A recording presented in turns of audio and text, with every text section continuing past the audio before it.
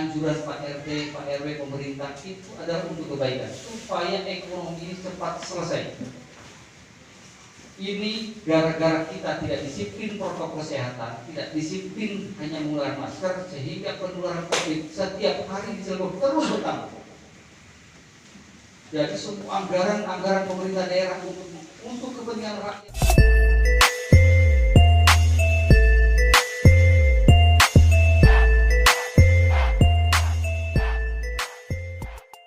Hormati para alim ulama, tokoh masyarakat, bapak-bapak hadirin yang tak dapat kami sebutkan satu persatu.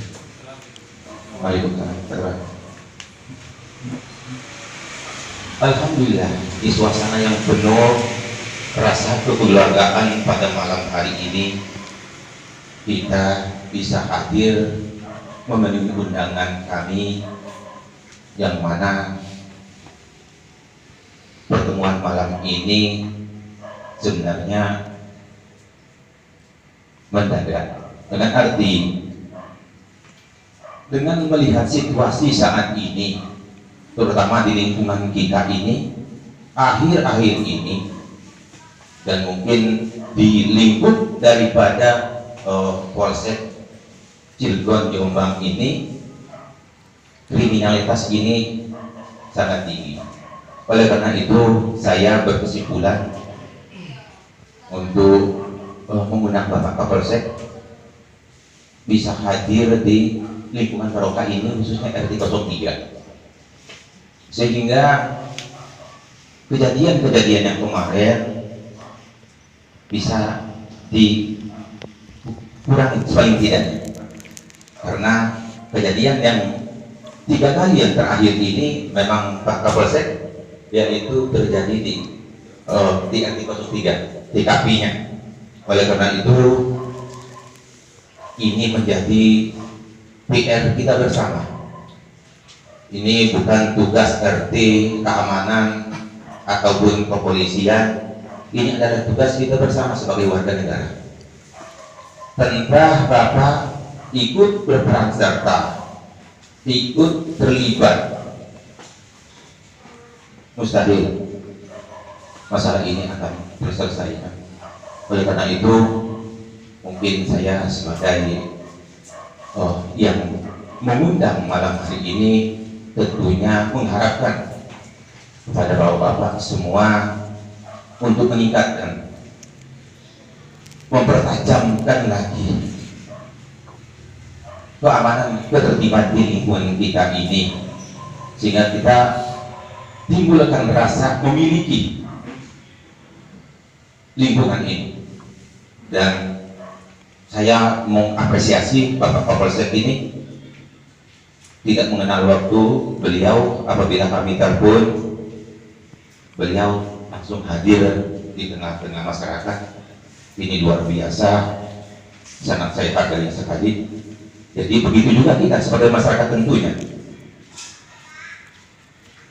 Kami mengharap sekali lagi kepada Bapak semua untuk lebih meningkatkan kewaspadaan kita, apalagi pada saat-saat ini. Dan saya sebagai pengurus lingkungan hanya memohon dan tentunya mengajak kita semua untuk lebih meningkatkan kewaspadaan kita, terutama di masalah keamanan dan ketertiban ini. Mungkin itu saja sebagai pembukaan saya. Mungkin untuk lebih jelasnya nanti Bapak Kapolsek akan memberikan kiat-kiat untuk kita menjaga lingkungan kita ini lebih tentram lagi, menghindari dari hal-hal yang kriminal tadi. Mungkin kurang lebih saya mohon maaf. Wabillahi taufiq wal hidayah. Wassalamualaikum warahmatullahi wabarakatuh. Yang saya hormati, yang saya banggakan Pak Ketua RW, Pak Jibudi, Pak Ketua RT, Pak Dinazir, Pak Ustadz, mungkin yang luar biasa. Sebetulnya yang disampaikan oleh beliau ini sangat luar biasa. Sebetulnya saya sudah nggak usah nyampaikan lagi, karena sudah terhitung ajaran-ajaran beliau yang sangat positif dan sangat baik. Dan juga Pak Mana? Oke, dari kelurahan, Dr. Pak Lurah bisa hadir di tengah kita. Rekan-rekan dari Polri dan bapak-bapak semuanya yang bisa saya sebutkan satu persatu. Pertama-tama marilah kita panjatkan puji dan syukur kehadirat Allah SWT karena atas rahmat dan karunia. Alhamdulillah pada kesempatan malam ini saya merasa bangga juga.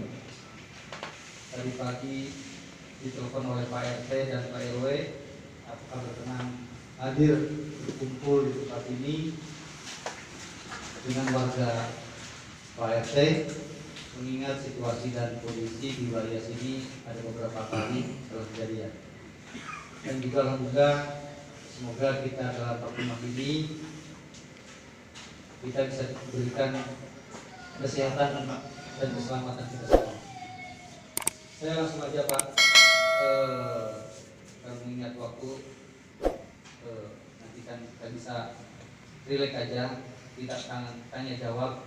Bapak jangan sungkan-sungkan apa yang Bapak mau tanyakan kepada kami, insya Allah saya jawab.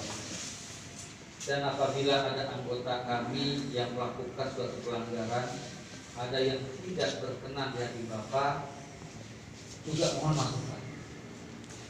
Saya selaku Kapolsek Cilegon, saya di sini juga bukan orang baru, Pak. Saya tinggal di Cilegon kurang lebih sudah 30 tahun. Kebetulan saya tahu persis perkembangan Cilegon, apa yang tadi disampaikan oleh Pak Ustadz, karena saya sudah lama tinggal di Cilegon.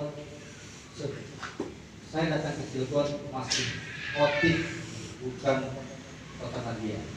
Saya kebetulan tinggal di BBS 2. Saya tinggal di Jalan Mawar 1, rumah nomor 18 di Kelurahan Ciwaduk. Saya kebetulan istri orang sini dan saya alhamdulillah dikaruniai anak 3, semuanya putra. Yang satu juga berbeda saya sebagai anggota Polri, yang kedua SMA kelas 3, yang ketiga yang bungsu SMP kelas 2. Istri saya sebelumnya guru di SMA 3. Pasti kalau bapak anaknya yang sekolah di SMA 3, karena sejak kecil istri saya di SMA 3, mulai dari awal sekolah itu saya sudah diajarkan. Karena istri saya dulu olahraga pasti dikenal sama anak-anak bapak-bapak semua yang tahu bisa. Nah, tinggal ini Bapak Ibu sekalian, Ustaz mohon izin, saya tadi sangat luar biasa apa yang disampaikan oleh Pak Ustadz. Saya sudah mengena kepada hati saya, juga yang disampaikan oleh Pak RW, Pak RT.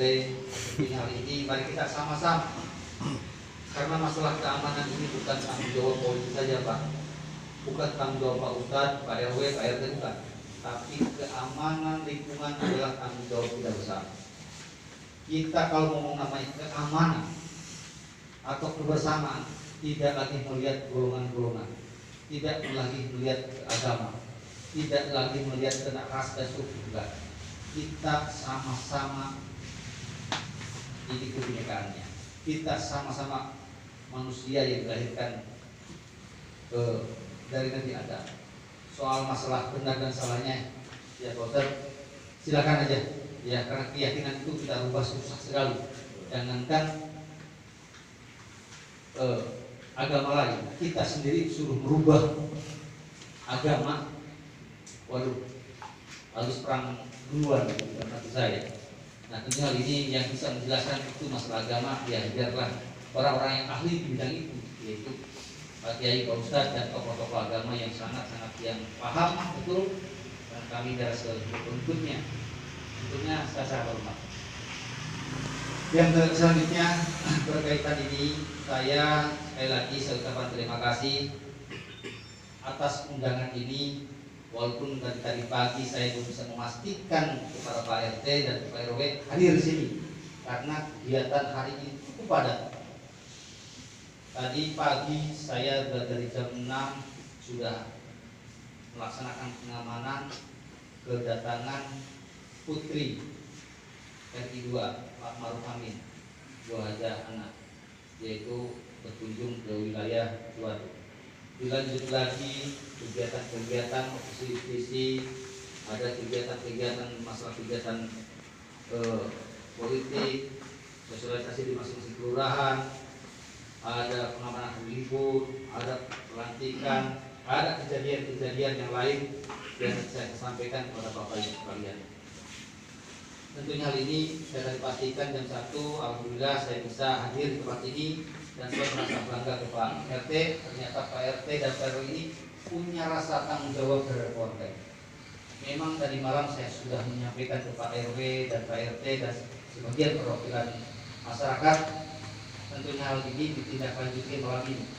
Semoga nanti apa yang saya sampaikan dan mohon juga dari Bapak, saya banyak minta pertanyaan ke kami biar kami tahu, jangan istilahnya bicara di belakang saja Pak.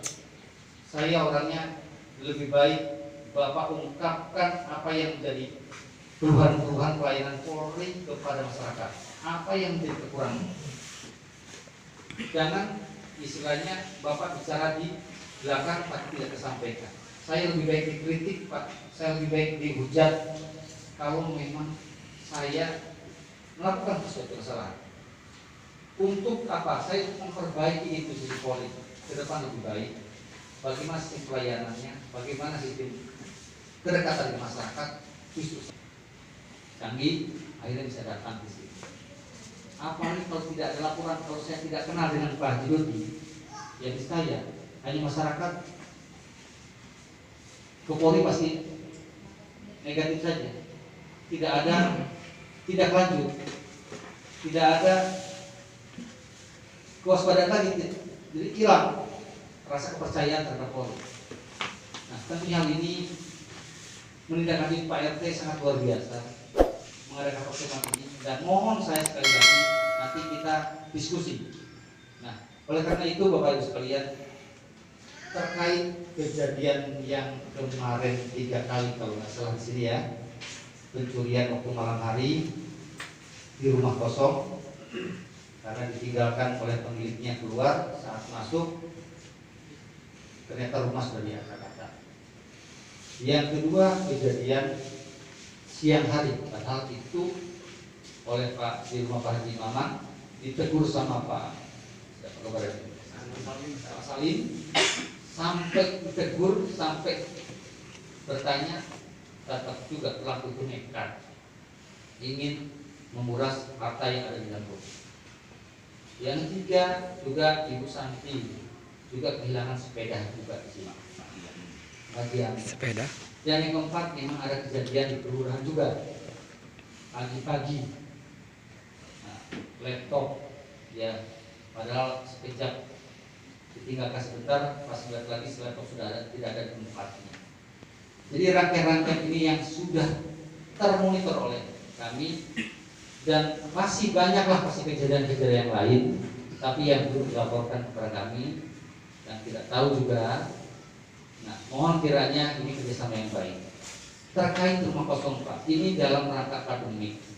Tadi sudah sampaikan oleh Pak Ustadz, pandemik ini, COVID ini memang sangat berbahaya Pak. Saya awali dulu dari awal. Dari mulainya datangnya di kita di Indonesia ini di bulan Maret. Bagaimana bahaya COVID, ternyata yang diguncang ini bukan hanya Indonesia Pak.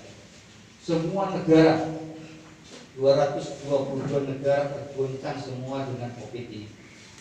Percaya nggak percaya, dulunya kalau tidak percaya, ternyata tidak juga di Indonesia. Setelah tahu di Jakarta ramai, kita masih belum percaya, ternyata sampai juga ke masing-masing kelurahan. Masih nggak percaya juga tetangga kita. Ini sangat bahaya. Oleh karena itu, kami setiap ada yang meninggal selalu hadir Pak. Saya selalu hadir di tempat pemakaman itu. Kalaupun ada 2 kali di Jombang yang hadir, saya ada kegiatan lain, tapi anggota kami hadir. Saya siang dan malam saya selalu hadir, ikut di dalam pemakaman. Apalagi kalau Bapak saya sampaikan, Bapak hanya melihat di TV ada yang direbut jenazah itu. Ini kejadian Jombang, tapi tidak viral di media sosial. Karena kami menutup semua permasalahan itu. Kalau kami lakukan tindakan, kalau kami terjadi menghalangi dan dikirakan pasti sudah dia keluar dari meninggal dunia dan keluar, dan orang yang merebut itu pun juga harus proses hukum. Jadi kejadian itu, jadi bukan hanya di tempat lain, di tempat lain kejadian. Jadi diambil dari petinya, bongkar, ini itulah ya yang kejadian di wilayah Jombang sini. Tidak ada satupun di situ, hanya bangunan Timas dan aparat desa. Kalau lurahnya nggak ada. Saya tahu persis, saya lihat sendiri. Hal-hal lain masih banyak sebetulnya yang disampaikan registrasi ini tentang masalah COVID.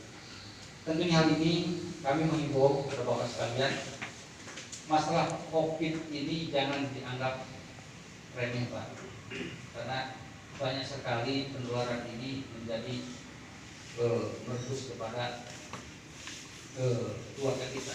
Ada anggota kami yang sekarang masih di karantina Pak, sudah 20 hari pulang.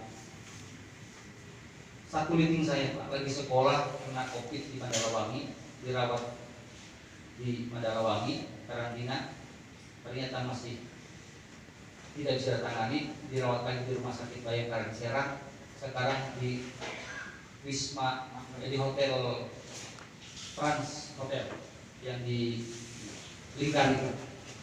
Dia teriak-teriakan, dia sudah di ruangan yang di hotel, AC-nya tidak ada, dia sendirian, dia ingin pulang. Saya tidak sakit, saya tidak sakit, tapi dokter mengatakan belum bisa. Bayangkan, dia sudah 20 hari tidak bisa bertemu dengan keluarga. Bagaimana orang-orang saudara kita yang karantina di Wisma Atlet juga sama. Kalau sudah kita disimpan di rumah sakit, diatur jauh dengan keluarga, jauh anak, maka karena itu jangan anggap sepele. Lambat laun COVID itu pasti datang kepada kita.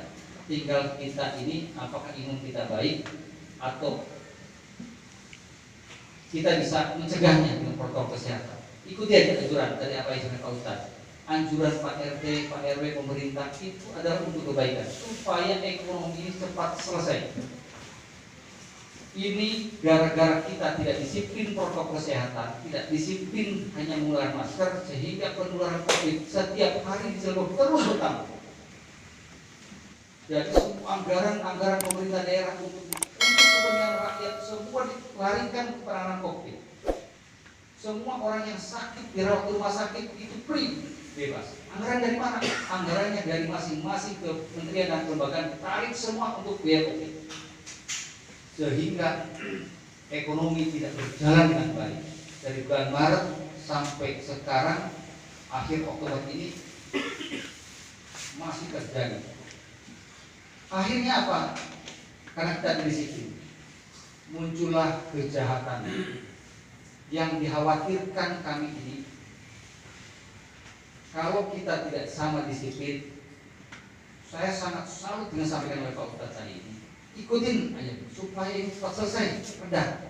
Jangan dibatasi, kayak nikah dibatasi, kegiatan yang tadinya kita anak dan adik kakak sekarang ribut berantem dan sampai pecah, tidak hilang rasa kekeluargaannya. Rasa adik dan kakak tidak mengenal lagi siapa dia, siapa aku, pada sama dan sekelahiran dari bapak dan ibu. Sekarang begitu banyak sekali Pak Ustaz, menggugat semua. Ada yayasan digugat semua sekarang, ada sekolah digugat lagi. Ini dampak dari COVID ini. Begitu jahat sekali COVID ini. Penyakit ini yang tidak bisa dilihat dan padahal itu kecil sekali. Khawatir saya ini tidak penanganan COVID ini tidak baik dan terus menular, ekonomi tidak berputar. Khawatir satu Pak, saya yang khawatirkan, yaitu terjadinya kemiskinan, terjadinya kelaparan. Karena tidak ekonomi sulit, terjadi kelaparan, apa saja dia karena perut bisa merampok, bisa membunuh, bisa memperkosa, bisa nipu. Ini udah muncul. Dikhawatirkan kalau sudah itu bergejolak siapa mati? Memulihkan ekonomi sulit sekali kalau sudah miskin. Sudah tak mengenal lagi itu saudara, anak, ibu, bapak. Tidak ada lagi karena sudah usaha perut lapar itu timbul kejahatan yang luar biasa. Ini kita sama-sama kita cegah. Tadi Pak Ustadz menyampaikan kebersamaan. Ada yang sakit gotong royong, ada aja ke masjid untuk maulid, datanglah kita semua, dengarkan semuanya. Fondasi kita kalau agamanya kuat, insya Allah kita tumbuh bersama. Nah, oleh karena itu Pak, tentang lingkungan ini, sekarang keamanan lingkungan, pos kamling ini, dulu zaman dulu kita ini, saya lihat waktu kecil orang tua kita tuh, waduh hebat, Ustaz pastilah ini. Padahal harta kita tuh tidak sebesar yang ada sekarang, tak seramai sekarang. Warga terus bergotong royongan keamanan lingkungan sangat luar biasa. Apalagi yang dari zaman-zamannya Belanda itu, semua kampung-kampung siaga. Keamanan lingkungan itu bukan jaga maling saja, Pak. Keamanan lingkungan itu kalau kita bentuk sama-sama. Keamanan lingkungan itu adalah memberikan pelayanan kepada masyarakat pada malam hari yang membutuhkan, bukan menjaga maling saja, Pak. Nomor 5, kalau kita ada yang melek, ada pos kamlingnya, diatur kita warganya untuk menjaga tempat lingkungan kita bila mana terjadi adanya bencana alam. Bencana alam itu seperti apa? Gempa bumi. Kalau sudah ada yang masih melek terjadi adanya gempa, kita bisa pukul lonceng dan teriak-teriak, bisa lari ke masjid diumumkan. Jangan sampai warga kita lagi tidur nyenyak ketimpa peruntukan. Adanya kebakaran, kalau melihat ada asap ngebul di atas, siapa yang duluan melek? Yang lihat, yang masih melek Pak di pos kami melihat kok sudah ada asap, bisa minta tolong, teriak-teriak, dan kita bisa penanganan pertama Pak, menyelamatkan jiwanya. Bisa kita tindakan pertama itu menyiram apapun sebelum menghubungi damkar dan pihak-pihak lintas lain. Ini Pak, ada yang sakit minta tolong, bapaknya nggak ada. Kalau tahu di pos itu ada orang, pasti lari dia minta tolong. Ada yang melahirkan, orang tuanya, suaminya nggak ada, lagi kerja, bisa lari minta tolong. Menyuruh anaknya harus siapa? Kalau memang di pos kami itu ada orang.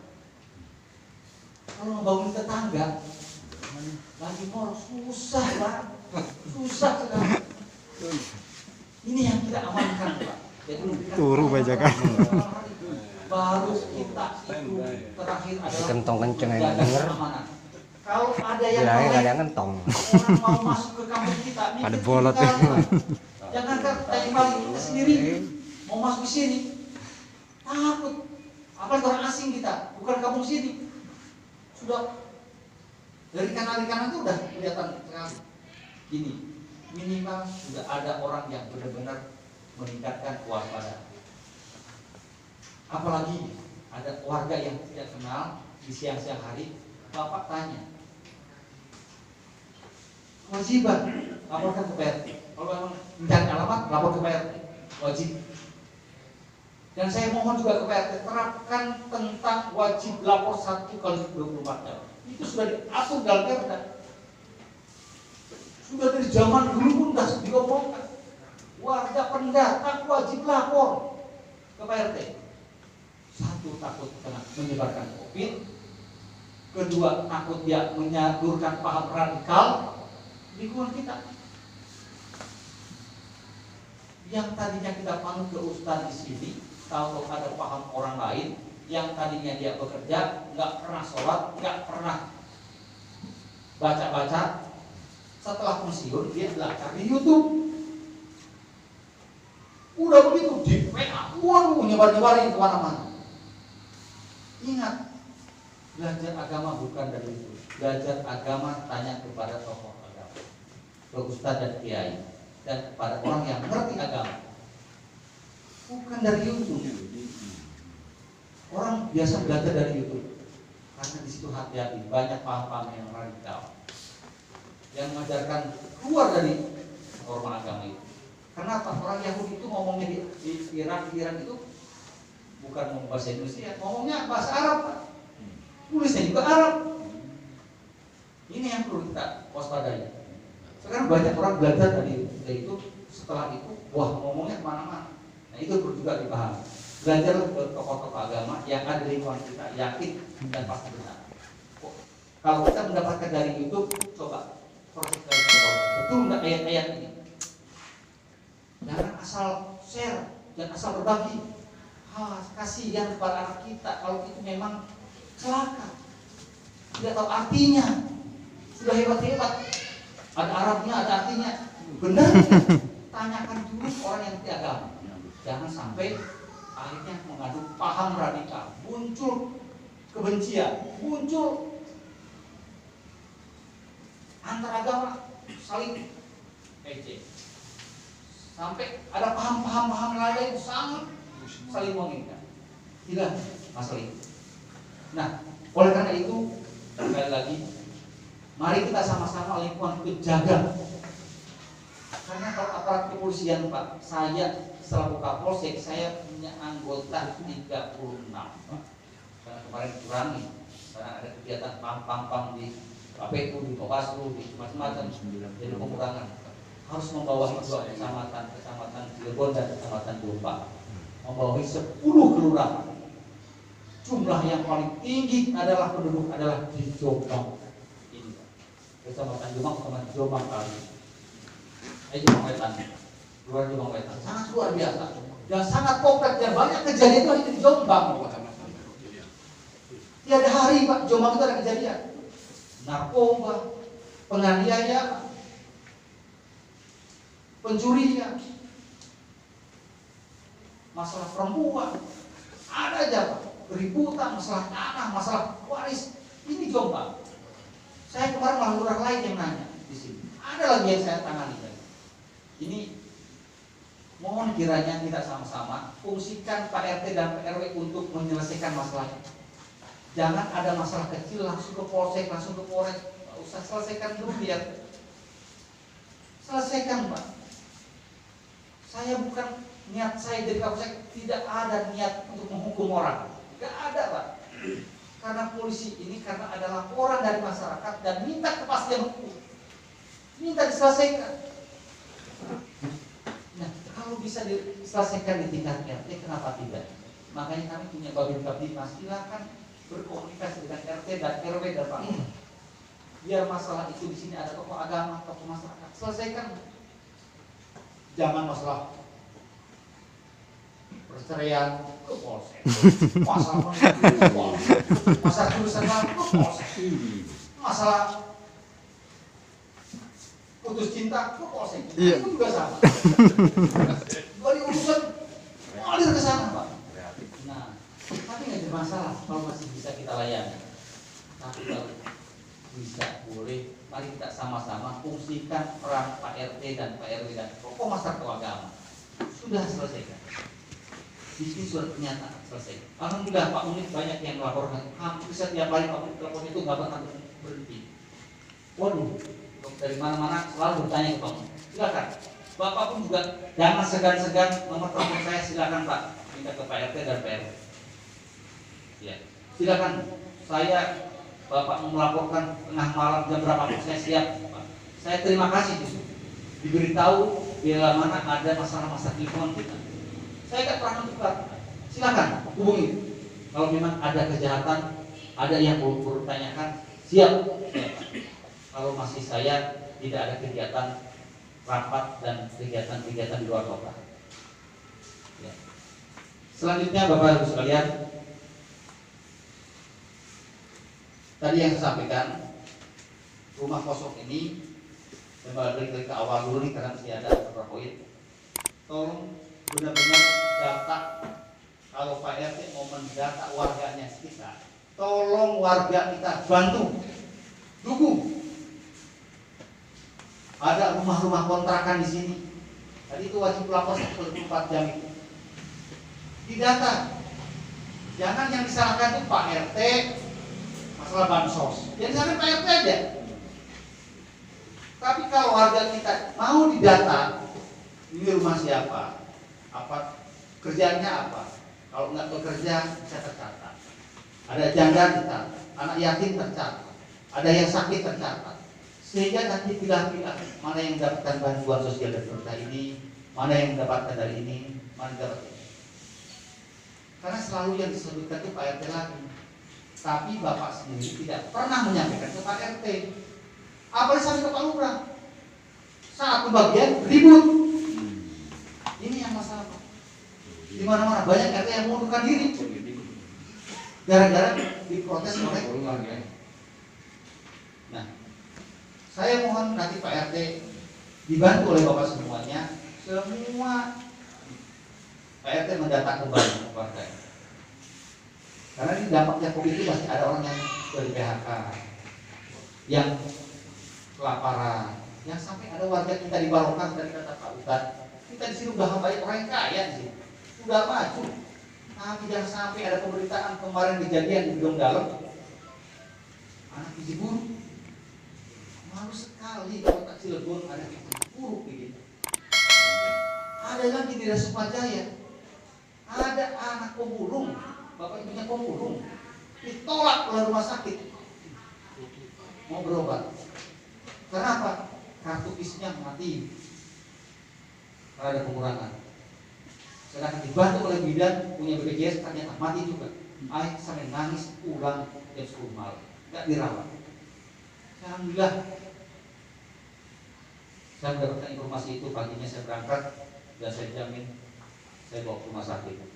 Dan alhamdulillah sekarang sudah sembuh pulang. Nah, oleh karena itu jangan sampai terjadi dengan Bapak. Mari kita sama-sama gotong royong sama-sama, gotong royong, saling berbagi. Jangan sampai kita ini ada kesenjangan, oh ini agamanya lain, ini sukunya lain. Jangan Pak. Kata Pak tadi, kita sama-sama saling membantu. Biarkan yang tahu adalah yang di atas. Amal baik kita ini yang diberikan di dunia ini. Jadi rumah kontrakan orang yang pendatang hati-hati, perlu diwaspadai. Yang punya kontrakan minta KTP. Dan tolong yang pemilik rumahnya juga pantau pekerjaannya apa. Jangan sampai di rumah kita dia nyuri, masuk rumah kosong. Tahu dari siapa rumahnya Pak Haji Maman itu kosong? Pasti ada orang kita di sini. Loh, RT-nya aja nggak tahu rumah itu kosong. Kita aja Pak aja nggak tahu. Kok tahu rumah itu kosong? Pasti ada mata-mata, pasti ada orang di sini, ada yang kontrak di sini, ada yang tinggal di sini, pasti yang mengamati. Kalau ujuk-ujuk datang saya ke sini, contoh saya ini dari sana ke sini, mana tahu yang mana kosong? Nggak tahu saya. Ini perlu diperhatikan gerak-gerik orang itu. Laku-laku orang juga sama. Di mana letak-letaknya? Dia udah digambar dulu Pak. Digambar dulu. Paham radikal, tahu-tahu meledak bom, yang merakit di Jakarta dikejar-kejar, mari kita aman di sini karena masyarakatnya cuek, dia mau perhatikan, PRT-nya nggak berperan, warganya masa bodoh, yang punya kontrakannya masa bodoh, ngerakit bom, meledak lagi bom meledak di sini. Apa lagi? Anak-anak kita dipanggilin semuanya, diajarin, paham radikal, dibayar.